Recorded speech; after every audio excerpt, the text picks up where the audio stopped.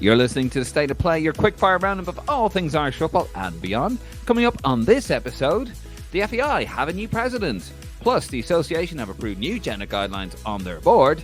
Liam Brady reveals who he wants to replace Stephen Kenny, and Joey Barton. He is in the wars again. All of this and more coming up on The State of Play.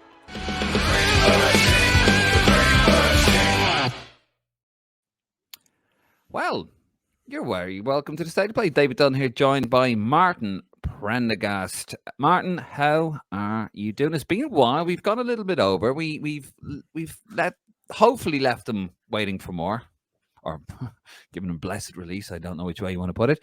How are you doing on this glorious Sunday morning? Yeah, I'm good, Dave. I've always enjoyed doing this show as well with you. Hope you're well as well, and all the listeners as well. It's good to actually do a podcast again. I had an interesting day actually. I went to see our Irish contingent from Southampton playing away to Watford even. So Bazunu, Ryan Manning, and obviously cousin Will. It was good to catch up with the family before Christmas, you know.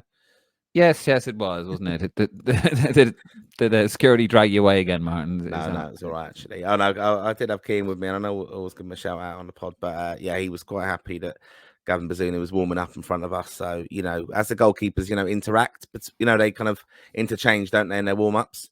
So when Gavin was having a sip of water and stuff, all the kids, I obviously had them well drilled, even though we were in the Watford end technically, but a family stand, so it was quite a nice, safe environment. But they were all shouting, "Gavin, Gavin, Gavin!" So fair play, put the thumbs up a few times, and yeah, very nice.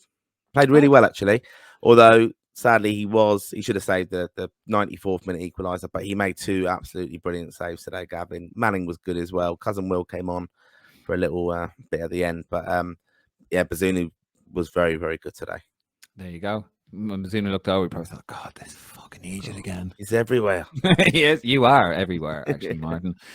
Speaking of everywhere, actually, we were up in Hendon, weren't we, on Wednesday, working on a secret little project. Yeah, more of that later, maybe. Yeah, well, we could talk about it now if you want, and then mention it again later on. Oh yeah, well, obviously it's in the news, as we've said. We're going to be, we will be probably getting Liam Brady's thoughts direct. I mean, he was at the Sports Writers Awards. Don't give that bit away. All right, Martin. Sorry. But yeah, look, calm down. We've got Liam Brady coming to the Claddagh Ring in Hendon on Thursday evening, and yeah, for a good Q&A, book signing. Proceeds going to a charity called the North London Hospice. So yeah, great night, music, great, fantastic raffle prizes, some brilliant bits of sports memorabilia I've picked up as well. So yeah, looking forward to it. Picked up, yeah, swiped. Yeah, if you are in the London area, the North London area, around the Hendon area, it is free entry, Martin. Yes, it is. Yeah, yep. You can come along. It's a free night. We do want you to buy a book, but we have got limited supply of those, so we can't promise it all will be available because we can't keep Liam Brady there signing 500 books for the night. I'm sure if there's a way, Martin, you'll find a way. Yeah. If you run out of books, Martin's your man. He doesn't just do tickets, folks. He does books as well.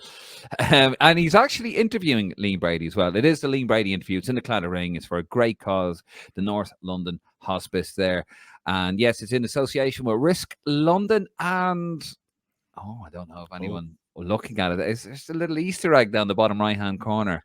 Yeah, we will say no. If you're listening, sorry if you're listening to this on the old Spotify, head over to the YouTube channel if you want. Ladson Road YouTube channel.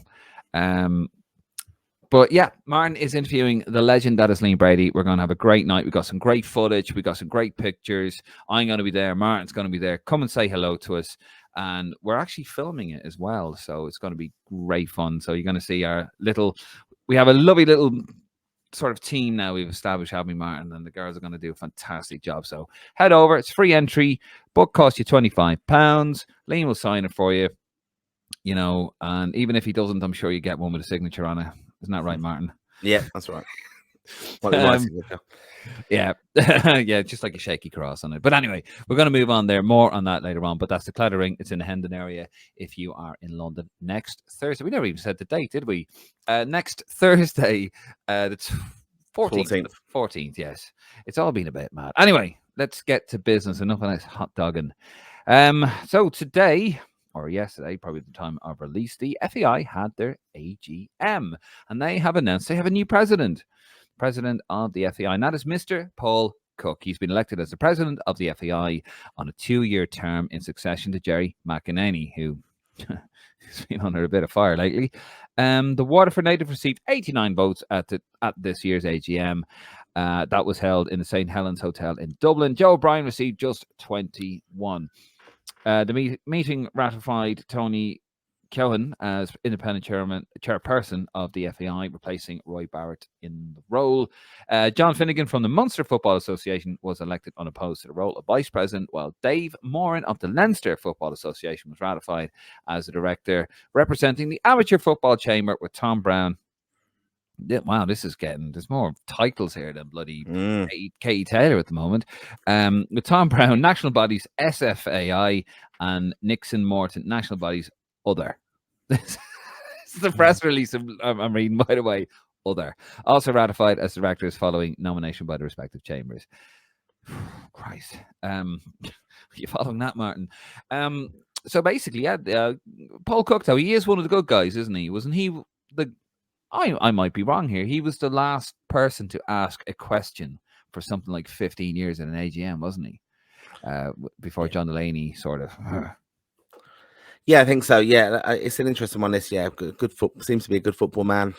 Links with Waterford. It's one of the good guys.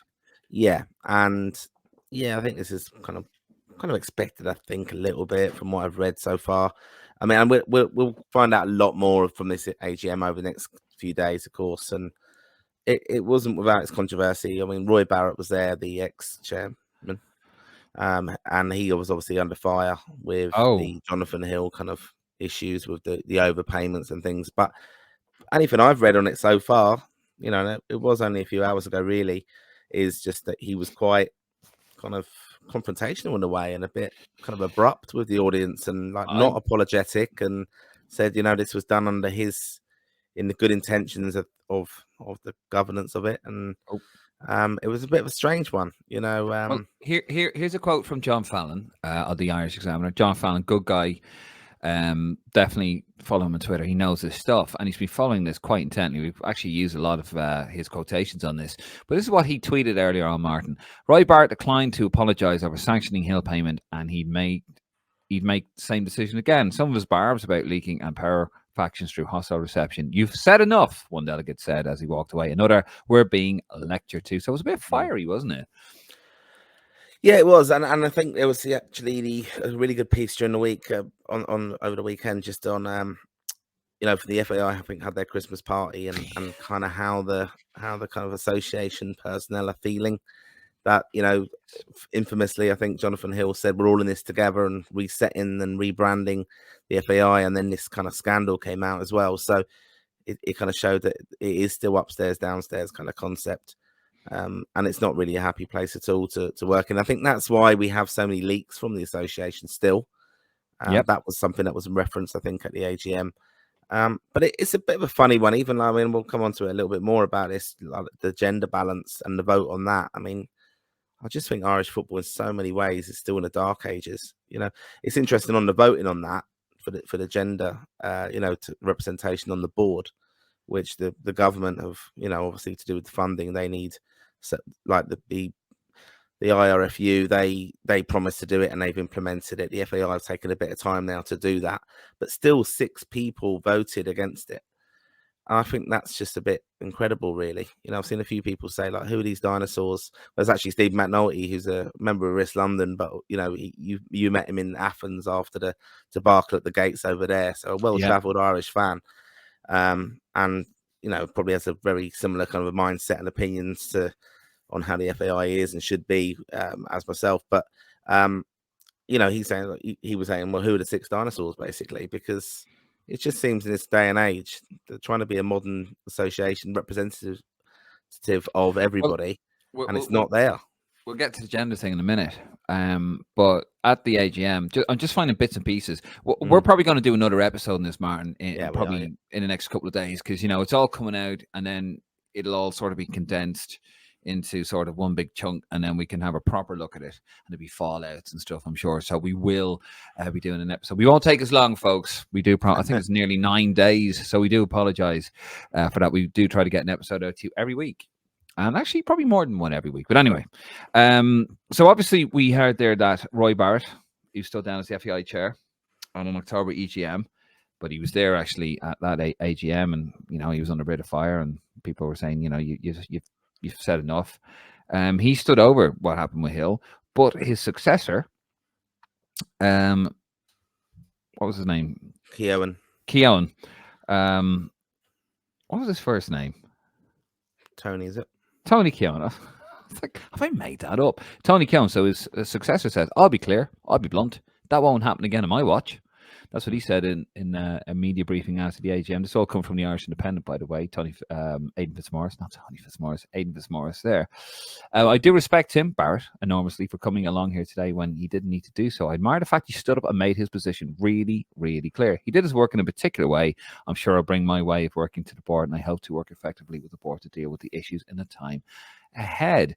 So clearly we're going in a different direction here, but it just seems to be a lot of old dinosaurs sort of falling on the sword. I'm not saying Barrett's that, but there does seem to be a lot of people just falling on the swords there at the moment. They're choosing that hill to die on, and they're not going to apologize. Well, he'll apologize unreservedly, of course, for the overpayment. But as he said, Martin, it's just not a happy place at the moment. Everyone just seems to be battling each other, don't they? No, that is the case, but I would echo the sentiment that fair play to Barrett for kind of standing by his management style, basically, because he didn't have to go there, as we know, and he's not been happy with lots of things, I think, going on within the association, and he did come in there as a kind of crisis management in a way. That's the way I perceive it, and I think that's how history will look back at his tenure. He was trying to sort out a lot of things that were, definitely wrong, and he probably couldn't correct all of those, but we've got a new board in place, and he's managed that, and decisions have been made. But it's still just, we're passionate supporters of Irish football, and it does come back to so many factions involved in it. We want to see investment in the game, of course. We want to see development of youth, but it does come down to results as well. We want to see the women doing well. We've had a fantastic year, really. I mean, it's worth saying we've had 6 out of 6, fantastic. Eileen Gleeson really got them going towards the end. Like a bit of a struggle with the last game, but they did very well overall. Well, not against Northern Ireland, but the one before. I was going to say 6-1, what? Yeah. But over there. That's the job. That's their job. Don't, David. Do you know what? Right, just going to take a detour. I am sick to death of these memes. That's his job. That's his job. Yeah. He's turning. I'm sorry, but it's turned into a fucking parody now. A bit like Peter Kay garlic bread. It's like that's his catchphrase now. No, I think it's been a brilliant year, as I said, for women's football. They want to be representative of everyone, of course, but I mean, there's just so many things to fix in Irish football. That's the problem. And again, going back to that article that we had recently, that I love the fact there is analysis of Jonathan Hill and a critique, really, because he has to deliver now. Like, we haven't got a senior manager, we haven't got a senior women's manager, we haven't got a sponsor, and all we've got is. Well, I mean, he's quoted today, and that's the one, wasn't it? Are you hosting this podcast? Am I hosting this podcast, Mark? I'm just that's my notes. Chatting generally about Irish football. Sorry. God, see what I'm working with here, folks. I'm like, we sit down here for about half an hour, and we go through the. we sit here, and I go, you right. Bitch and moan. That's what you do for half an hour, and you have a go about my mic. It wasn't up to standard. I see. Right. That is what I do, folks. I am the Roy Keane of the podcast. Contrary. I'm very contrarian when you get me in the right mode. Now we sit down, we go through, and I go, right, listen, this is the structure we're going to go. And then Martin just goes off on a tangent. You better not do that on Thursday with Liam Brady, because we'll be bloody there all night. I know, yeah. I have to. Well, we haven't got enough tape in the camera. No, we do have to. A lot of questions to be asked of that man, though, to be honest. Well, we'll get to. We'll get to that later on as well. Deliberately. Gee, no, you didn't. Anyway, right. Well, look, we'll move on. We'll jump a little bit ahead and then we'll go back. But yes, the FAI, Martin is right, did say that there's new managers on the way. I'm gonna use this is a direct quote. This is from the FAI release, media release that we got today. So, on the women's situation, Hill told delegates at the FAI AGM today, "With the women's process, we are virtually there, and we will be making an announcement pre-Christmas."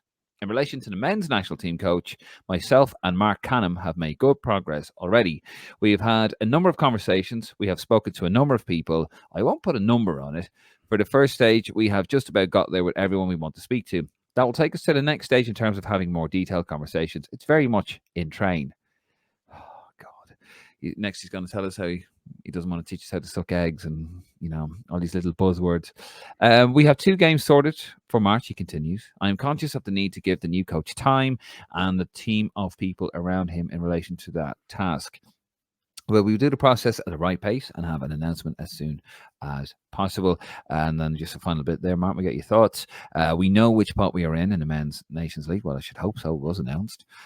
We could possibly get Wales and England, and I'll be very confident those games would sell out. The women's team could be in a group with Germany and Spain, a really top elite group. Yes, that's right. The women are now in Group A of the Nations League. We have games planned for February, then June. We will then look at who we draw, and we will see how we can get the women into play at the Aviva, as that's the right thing to do. So a lot to unpack there. Women's manager to be announced before Christmas, so 2-3 weeks. Men's side, apparently they've had a lot of conversations. They know where they're going to go. Don't really know. I don't think the betting has changed much.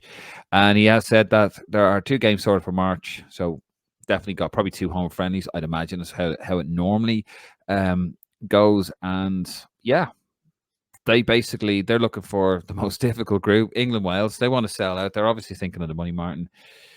Your thoughts on that? Yeah, as you said, there a lot to unpack. I mean, I think the obvious question I would have asked if I'd been there at the AGM was, it's all progress, it's all in hand and things. You could say, well, so was the sponsor been for the last 2 years, Jonathan? What's been going on? And you're from a marketing background, Jonathan. He is. Yeah, he was a marketing guy at the FA. Yeah. First of all, then the women's. I mean, that's interesting saying they're looking to go to. Well, I think they're looking to go to Aviva from a commercial reason, because if they get a top, they've done well enough now to get into League A. Bigger opposition, should be bigger than to fill Tala.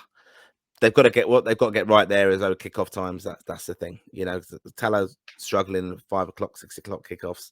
You have to really think of the fan base now and that is and when they can get people going. So that's going to be important on that. If you have a 5-6 o'clock kickoff at the Tala Stadium, it is a nightmare to get to because it's just gridlocked of traffic. Yeah. So that's going to be an interesting one to see how that plays out and develops. Senior manager, we know the men's. I mean, look, it didn't sit comfortably with me when I saw Sam Allardyce over there and then he's talking. I mean, if there's any way they're involved with chatting to him, you would have thought that there'd have been that would have been leaked a little bit, that he went off to a meeting then, and this kind of people. Surely we have people following these stories and following people who are that's been kept. It would have been leaked out. If that's the case, though, I mean, the only one I can think of there is the Bruce kite being flown a little bit. Because nothing's been leaked at all. They're playing this. They're either lying. I'm not saying they are, but they're either lying and they haven't spoken to anybody, or they're keeping this very well close to their chest. Yeah, and we don't know. Well, I mean, look, Jonathan Hill, Mark Camp, you kind of want to be tracking them, really, don't we? But we know that he's probably difficult to track down if he's all over England, because he's not in Ireland a lot of the time. So that's very bitchy, I suppose. But meow. Yeah, meow was right. Yeah, I don't know. I just think it's just all speculation, isn't it? Like you've got, Chris Hughton still being banded around, Carsley, and surely I think I would like to see a bit more positive kind of news and a leak coming out. To be honest, I'd like to kind of Steve Bruce. I think that's your leak. 2 or 3. I think that's your leak. Yeah, is that the one though? Is it a decoy though? Is it just he wants to do it and he's looking at it and the money and stuff like? Jesus. Well, I don't think it's a decoy. I think it's a kite. Like they're testing temperature. Maybe Sam Allardyce kind of put himself there as well. But rumors coming out that a third party is going to pay for it. So that sounds to me like a kite being flown there. And it's lukewarm as you'd expect. I mean, if you're going to break the bank, look, we broke the bank for Trapattoni. You know, he had a fantastic pedigree. He was a top manager in the 80s and 90s. Just, you know, we got him maybe a little bit too late. Martin O'Neill, again, top manager in the 2000s, probably got him a little bit too late as well. You know, and you're only going to, let's be honest, you're only going to get an Ireland those guys managing Ireland when they're coming down the hill. Mm. So I don't know. Obviously, this is going to unfold and grow, and the rumors. I think the closer we get to it, the more the rumors are going to, you know, come out. The meetings. Oh, this guy was spotted here talking to Hill. It's going to be done in London. It won't be done in Ireland. You imagine maybe up in Manchester or something like that. You know, it depends where they're based. So I think this is going to be very interesting. But yeah, they, you know, talk about Carsley has cooled. Obviously, we've had Sam Allardyce put himself in there, say he'd be interested in the job. God, absolutely no. Funny enough, actually. Liam Brady has, well, he's kind of come out and said, hasn't he, who he wants as manager. He was where was he? He was at the Press Writers Association, was he, in Ireland? Yeah, Sports Writers Association Awards, and he got a lifetime achievement, which was fantastic. Yeah, he was. But this is a bit of a weird one, though. I think this. I kind of want to understand the context of this, and as it was obviously the last few days, but I think Brian Kerr was at it, and he got an award as well, or he got something or presented something. So it's a bit of a soundbite thing of, you know, when someone's in the room and you're kind of asked a question, has he kind of been misquoted, or has he kind of said, well the quote Brian is, actually did a really good job with. He says basically who he'd like to see maybe get it is Brian Kerr to take over from Stephen Kenny. He, you know, sort of paraphrasing here, but basically said Brian Kerr has a great track record. Jesus Christ, easy for me to say, with youth and a safe pair of hands. Not being funny, Martin, but that's a ludicrous comment. Absolutely not. Brian Kerr hasn't managed for 13 years. That was the Faroe Islands. So I think he was director of football at St. Pat's. I think that was his last actual football job. That's no, just no. And yeah, I mean, yeah, go on. Sorry. Sorry. No, it's just like, again, I think the context is important. If Brian Kerr's been at the awards, and then you're talking about in the context of a big conversation, perhaps with Liam Brady, and he said, "Well, you know, what do you think?" And we've got a very young team, and maybe they need to work with someone who's very experienced with youth, like Brian Kerr was. I'd like to kind of hear it live, and that's the question. I'm going to ask him on Thursday. I'm going to ask him on Thursday because it's interesting. I met someone he was at a book signing that he did in London when he launched the book with Arsenal fans, basically about a month ago. And Darragh O'Brien, not as good a presenter, obviously, as myself. Of course not. But no, Darragh O'Brien, and they were asking about you know, who he thought was the manager, should be the manager then, and he's kind of quoted as, "Oh, Chris Hughton was a good one." So we want a consistent answer now. So I just think the context of this coming out with Brian Kerr and Brian Kerr being there, I could understand if it was a question of, have we got young players? Yes, we have. Who's got a good track record? Well, actually, Brian had a very good track record with youth, and you lose the context of, it was 13 years ago, of course. But I don't know. I think I'm not sure with this. I think it's a bit of a flyer, that is. Yeah, well, I mean, I hope so, because let's be, you know, I know we had a comment. And by the way, thank you for your comments on the show. I do try to respond to them. There was one comment saying didn't like me giving out about Kerr. Kerr had an appalling record, a competitive record. All his big victories came in friendly matches. He had a very talented group of players. This was back in 2002 when he got it, or 2003, sorry. Yeah. And he only, you know, he was out of the job by October 2005. And he never beat a team competitively in the top 80. Georgia, 83, 83rd in the world, was his highest ranking victory competitively as an Ireland manager.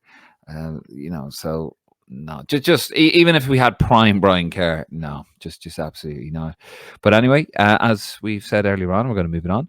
Liam Brady, Clatterring, Thursday, the 14th of December. Martin and myself are going to be there. Martin's going to interview him. We're going to have all the footage. We're going to have loads of pictures, some really old, cool footage that you might not have seen before. Some great Brady moments in an Ireland shirt, and yeah, it's gonna be great. Book signing, £25. It's for a great cause. It's at the Clatterring. It's for a North London hospice, and it's in association with Risk London and Lansdowne Roar. Oh, How controversial, Martin. Yeah, Have we no, dropped I a like it. little? Have we dropped a little Easter egg there? Have we Yeah, I for think the? you have. I think you have.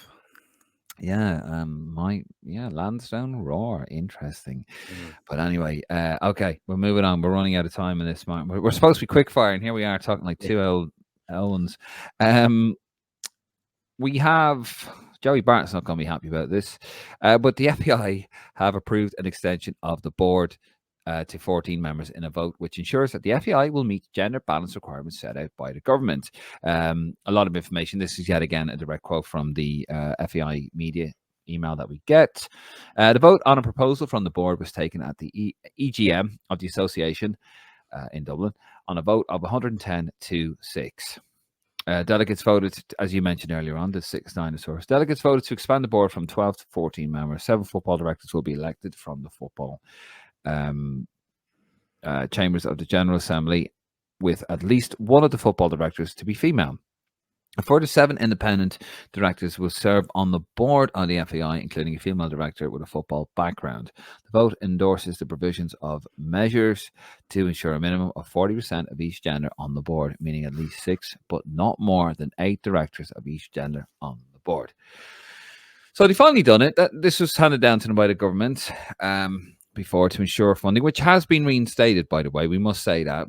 I probably meant to say that earlier on, but the funding has been reinstated, by the way. The last episode we did, it was suspended due to the overpayments to Hill. But they've finally got on there, Martin. I mean, it was overwhelming, wasn't it? Like 114 to 6. I don't know at the top of my head what the last one was, but yeah, finally moving in the right direction, aren't we? 21st century. Yeah, we are. But it's interesting. The independent directors, the voting on that has obviously been declared, and not everyone is, I would say, massively popular in the board there. That's been released now. The actual voting on like how they were cast and percentages for and against. And yeah, if I was a few of those directors, I would be thinking, well, I need to kind of up my game of what I'm actually offering to this board. That I'm not just a kind of just a person of a particular, like I just don't know. I don't get what they're really offering. I think that's what's coming across to me, that the voting was so close that some of these people, I don't know, are they really being appreciated in what they bring to the party?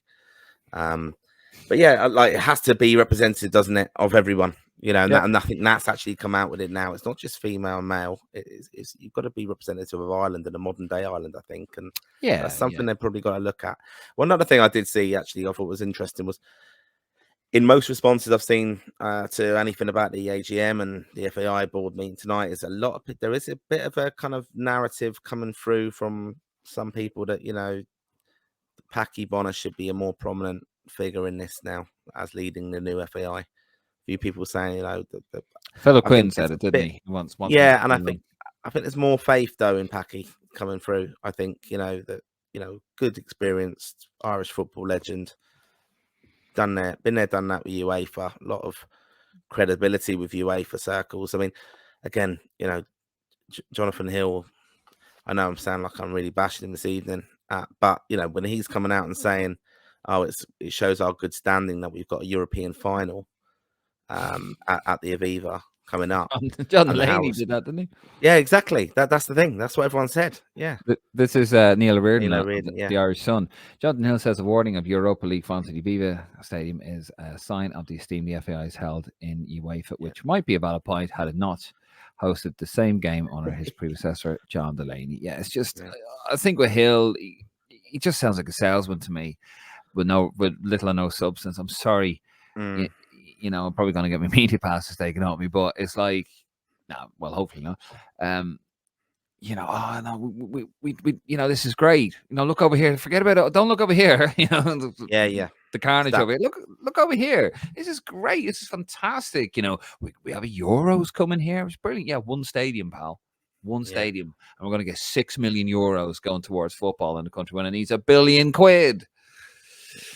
There's just so much, as I said, to fix, but so many people still, like, we are still a little bit in the dark ages, but so many people do not want to relinquish power of Yep. their little schoolboy boards or whatever it is. You know, they're Fiefdoms and all that. yeah, it is that. It is that. You know, Well, thankfully, the government though are going in there with a sledgehammer. Like, you want your funding because you're not going to survive without it.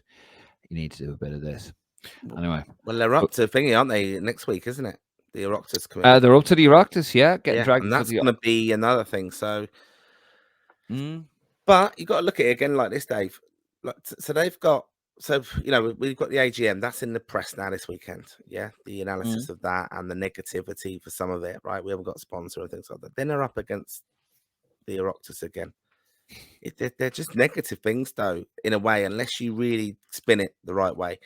I mean, but it's transparent. It's okay. We're working with people. We're cooperative, and we're not hiding things now in a way. But still, to attract a sponsor, in to get life, faith in the brand, as it were, you've got to be life, backing out.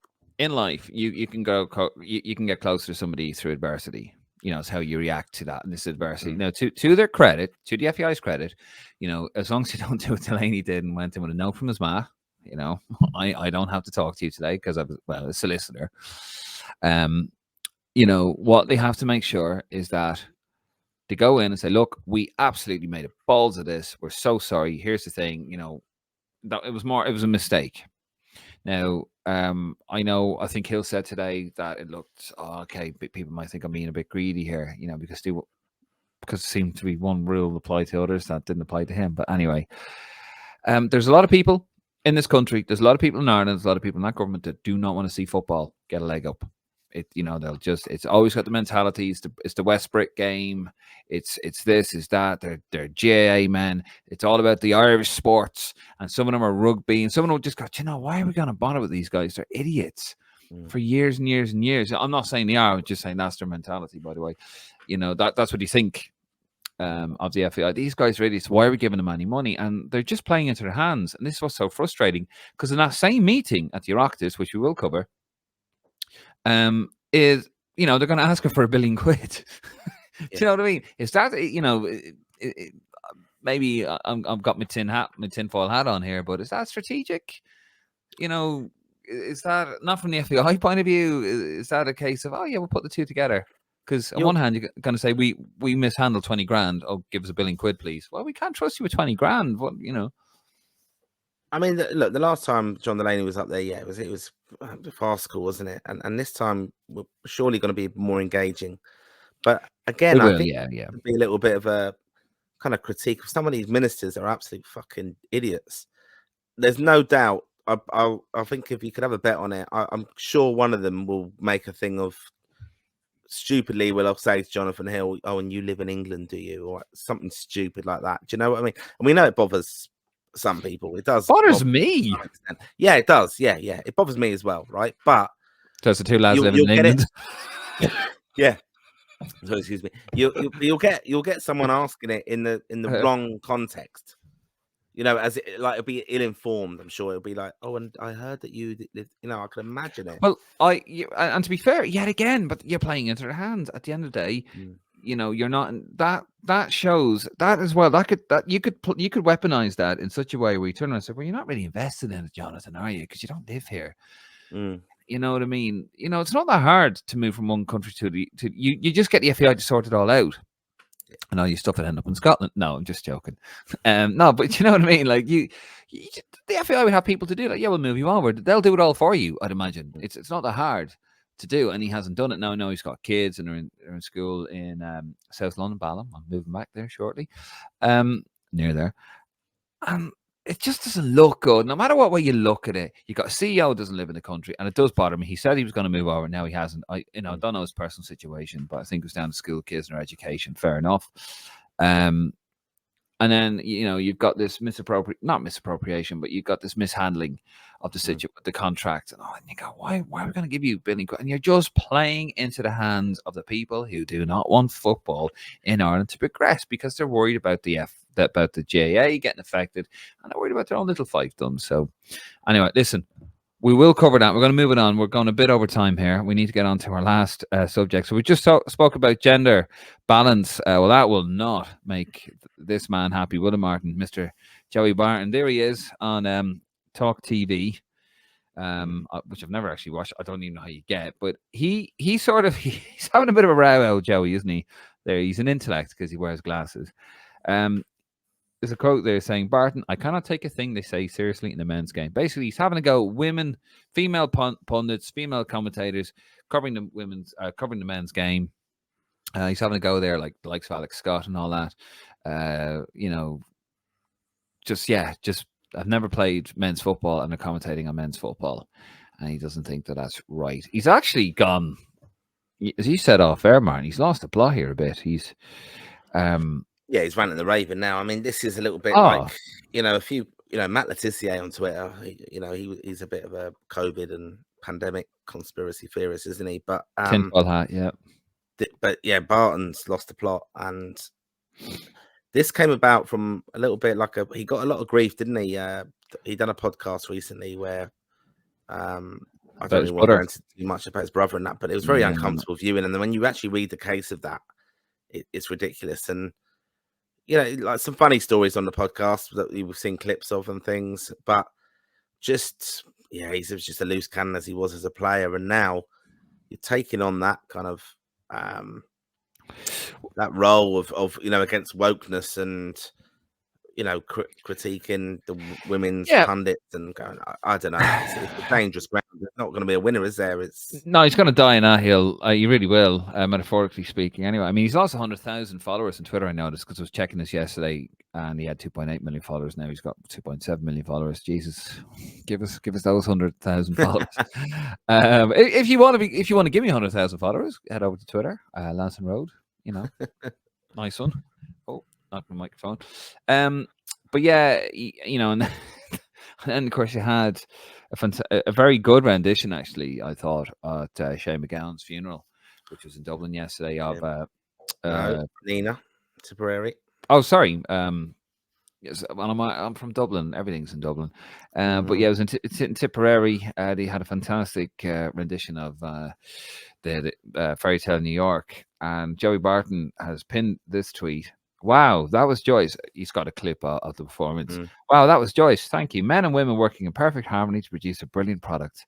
All there in their own merit. A band. A true meritocracy. Best musicians get the gigs. No tokenism here. No drop of standards. A beautiful send-off for a great character. Rest in peace, Shane. He is some boy, isn't he, Joey Barton? Yeah. Jesus Christ.